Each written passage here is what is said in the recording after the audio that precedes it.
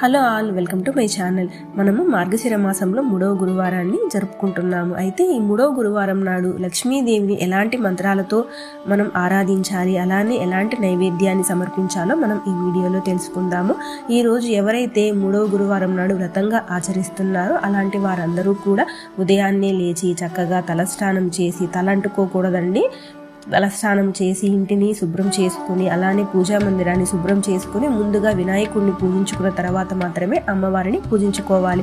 ఈరోజు మహాలక్ష్మి అమ్మవారిని ఓం శ్రీ మహాలక్ష్మి నమః అనే మంత్రాన్ని 108 సార్లు జపించుకోండి. అమ్మవారి దగ్గర పుష్పాలు ఉంటే పుష్పాలతో అమ్మవారిని పూజ చేసుకోండి. మా దగ్గర పుష్పాలు కూడా లేవు అని అనుకునే వాళ్ళు అక్షింతలతో అమ్మవారిని పూజ చేయండి. కుంకుమ పూజతో అమ్మవారిని పూజించుకోండి. అలానే ఈరోజు అమ్మవారికి ప్రీతిగా అప్పాలను, పరమాన్నాన్ని నివేదన చేయండి. అప్పాలు చేయలేము అని అనుకునే వాళ్ళు కొబ్బరికాయ నివేదన చేయండి. లేదు అనుకునే వాళ్ళు బెల్లం ముక్కను నివేదన చేయండి.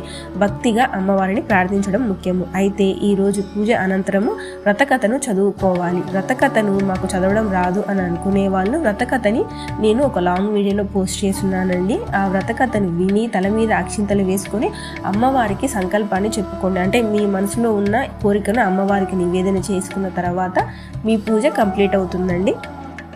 ఈరోజు ఓం శ్రీ మహాలక్ష్మి నమః అనే అమ్మవారి మంత్రాన్ని వీలున్నన్ని సార్లు పఠించండి. ఈ మంత్రాన్ని చేయడం వలన ఆర్థికంగా అడ్డంకులు తొలగిపోతాయి, ఇంట్లో శాంతి ఏర్పడుతుంది, సిరి సంపదలు వృద్ధి అవుతాయి. అలానే వ్యక్తిగత జీవితంలో కూడా సమస్యలు ఉన్న వారికి సమస్యలన్నీ కూడా తొలగిపోతాయి. అలానే వృత్తిపరమైన వృద్ధి కూడా కలుగుతుంది.